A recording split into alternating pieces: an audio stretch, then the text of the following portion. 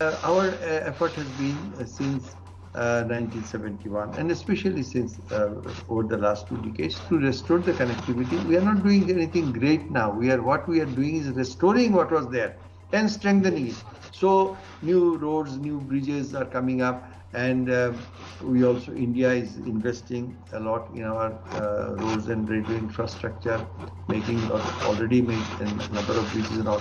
We in return have given there is already a lot of Indian investment in Bangladesh, but we have kept two export processing zones, one in Chittagong, where the exports to Indian industries will be set up, and they will export to outside world. Another one is near Khulna, which is very close to our Calcutta border, and that will be an export processing zone where Indian industries will set up their plants, and those products will be exported back to India. You see, that is a good situation, in the sense that right now we have a balance of trade problem, that we are importing almost, $10 billion, Bangladesh annual, Indo-Bangladesh business, $9.2 billion is in favor of India, and we are only exporting 800 million. So if we have set up a large, and these will be major engineering concerns that we are offering, if they set up there and then re-export it back to India, then that will sort of be balanced. Another very important project, which many people don't know, that's what I'm going to mention. We are going to have a large nuclear power plant in Bangladesh. Now that is being set up by the Russians, but its security, nuclear security and supervision, that is being given to the Indians. Now that's a very big, I would say, positive thing which not many people talk about. So also we are our Chittagong port itself is being expanded, and we are going to have a new port just south of Chittagong, deep sea port, Maheshkali. The free trade agreements and all, I believe that we can again have a win-win situation there. And especially, I am very much in favor of BBIN and BIMSTEC. The railway connection is already been made and restored. Like we have, if the COVID had not interrupted, we had already inaugurated our railway link from Dhaka to Siliguri. Okay, and you see the river roads. If you see, we have a huge for various projects. We don't have stones, but the stones are mostly coming from Bhutan. Now they come by road to the river port of Chilmari, and from there they are being transported by river, which is much cheaper, you see. And in fact, I would not mind even if they come all the way from Bhutan by river traffic. As far as possible, we should use. Similarly, railway, because roads are very expensive to maintain and it costs much more. So right now we have a positive negative balance of trade with Bhutan, means Bhutan is exporting much more into Bangladesh than we are being able to export. And you'll be surprised too, but we are talking that we have more fruits, all these say winter fruits and other things available in Dhaka than I see on the streets of Delhi. All because Bhutan is so close to us, and they grow all the oranges and maltas and things like that, which previously we never had.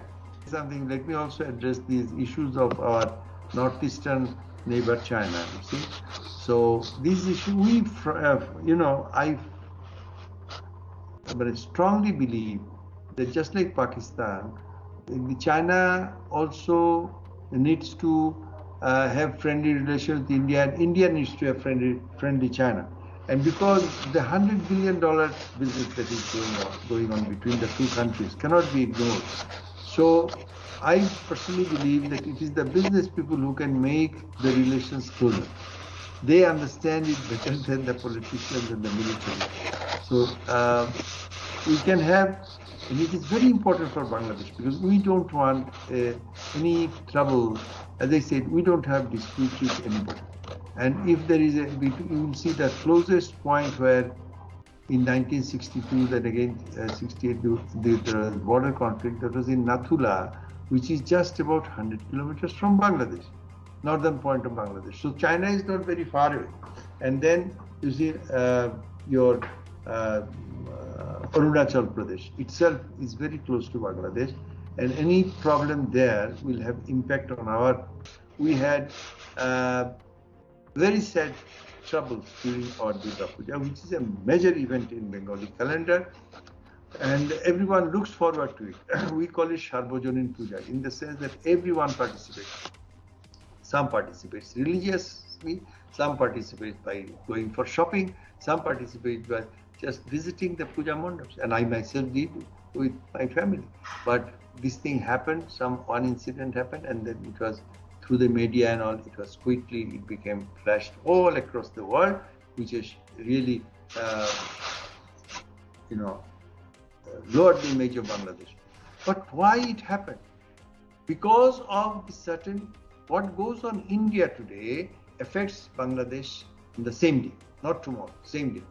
If there is I'll be very candid. If there is a person who is lynched because of some cow vigilante, and that one is videoed, photographed, it is straight away it goes on the media and viral, millions of copies will be there, and now these people India will be depicted as a country where Muslims are killed, because they are alleged to have been eaten cow or things like that.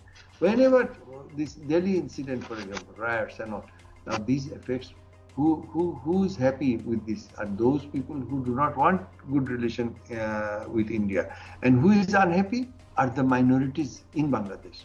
Anything happens in India against the Muslims, now the minority in Bangladesh gets worried because something might happen here, and same thing may be vice versa. So we need to, it is the responsibility on the politicians. Our academics are working hard on both sides, but the politicians unfortunately create situation which, and really they need to be aware of their impact, what they say and what they do. We cannot control the social media. The moment you try to control it further, gets sort of out of control. But what we need to do is to propagate the real picture, in the sense that government medias or even private media organizations, they should promote those discussions, those films, those drama, those songs, which promote religious harmony. For example, you have in Bengal, we have these huge, whether you call it Sufi, Vaishnavi, bhajan and things like that. Both Hindus and Muslims, or even people who do not care much about religion at all, still they have a very important role in our culture.